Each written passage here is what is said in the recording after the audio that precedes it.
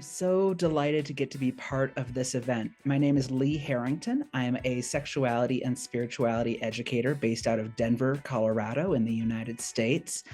And it has been such a joy for me to talk about these topics since 2001. And the passion of this intersection is so important to me.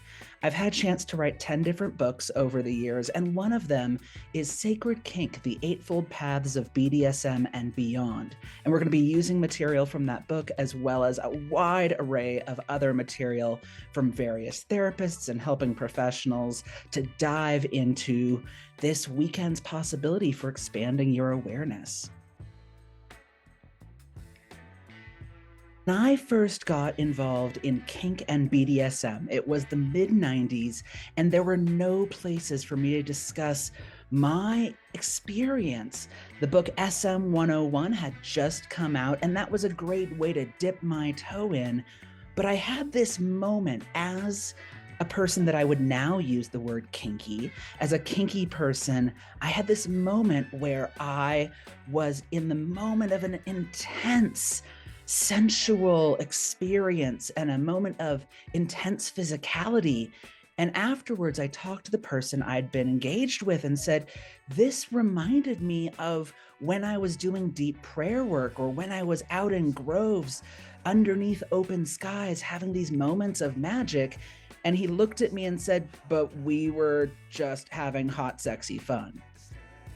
There was a mismatch in my personal experience and his moment of hedonism. Neither was better or worse, but I had no helping professionals to turn to.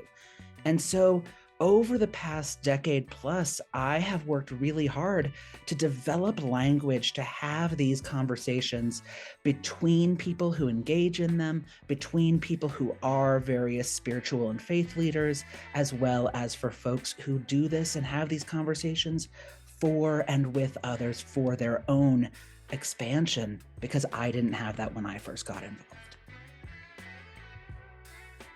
My big key takeaway to walk away from this presentation with is the notion that every single person's experiences are unique, and that some people come to helping professionals with a desire to talk about their own personal moments of epiphany, while others are moved to talk about their own congregations, denominations, or faith practices, and their fears that their sexuality might be at odds with that. So I guess that's two different things. And in that is the possibility for finding where they meet in the middle. I am so excited for this conference to see how these different presenters are going to stack and overlap their perspectives with each other.